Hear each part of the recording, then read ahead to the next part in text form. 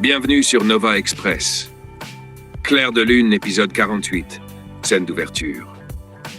La cérémonie civile bat son plein dans une salle décorée de fleurs blanches. Ferit, élégant dans son costume sombre, guide délicatement Nazli par la main vers son fauteuil. Ses doigts se referment avec une tendresse palpable autour de ceux de son épouse, comme s'il craignait de la voir s'envoler. Nazli, vêtue d'une robe de mariée sobre mais élégante, laisse transparaître une certaine tension dans ses épaules. Formalité du mariage. Le maire, un homme d'âge mûr aux lunettes cerclées d'or, ajuste ses documents avant de commencer. Un silence respectueux s'installe, seulement rompu par les petits rires étouffés des invités. Bulut, assis au premier rang, tape des mains avec un enthousiasme enfantin, ses yeux brillants comme des étoiles. À ses côtés, Fatos échange un regard complice avec Anjin, leurs mains presque jointes sur le dossier du siège devant eux. Tariq, légèrement en retrait, observe la scène avec une expression complexe. Ses sourcils se froncent imperceptiblement quand Anjin glisse discrètement son bras autour des épaules de Fatos. Il serre les poings sans s'en rendre compte, ses ongles laissant des marques sur ses paumes. « Madame Nazli Yilmaz », commence le maire d'une voix claire. « Acceptez-vous de prendre Monsieur Ferit Akenji pour époux, pour le meilleur et pour le pire ?» La caméra zoome sur le visage de Nazli qui cligne des yeux à plusieurs reprises.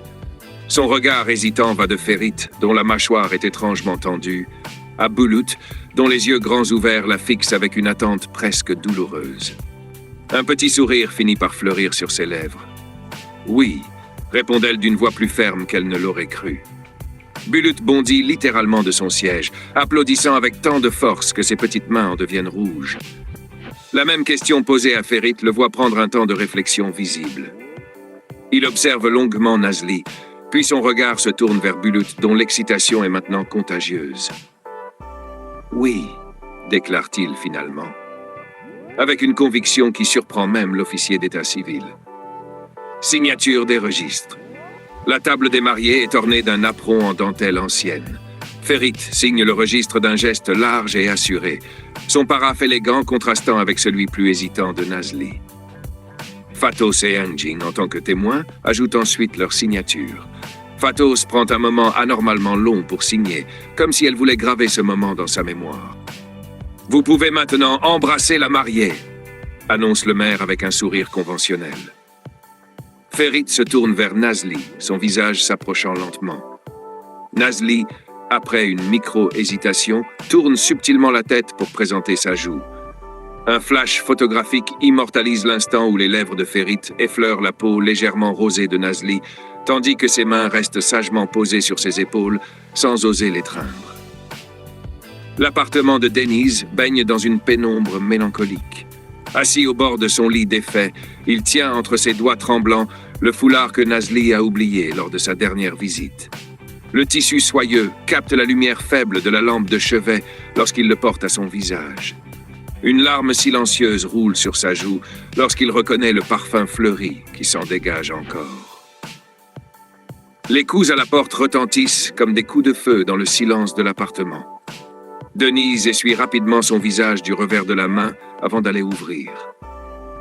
Alia, vêtue d'une robe d'été légère, le dévisage avec une expression à la fois inquiète et réprobatrice. « Tout le monde est au mariage », remarque-t-elle en entrant sans invitation.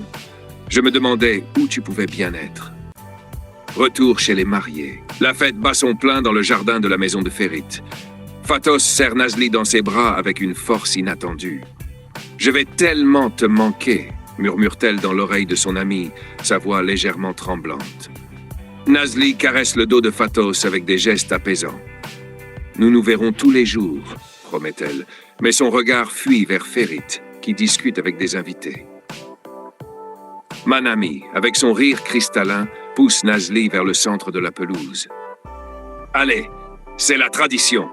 Nazli prend une profonde inspiration avant de tourner le dos à l'assemblée et de lancer le bouquet par-dessus son épaule. Le projectile floral décrit une parabole parfaite avant d'atterrir dans les mains surprises de Tariq, qui le tient comme s'il s'agissait d'un objet dangereux. Les rires fusent, surtout quand Fatos s'exclame « Le destin a parlé !» Une noce. La chambre principale est baignée d'une lumière tamisée. Nazli, toujours en robe de mariée, se débat avec les boutons dans son dos. Ses doigts s'agitent vainement, tirant sur le tissu avec frustration.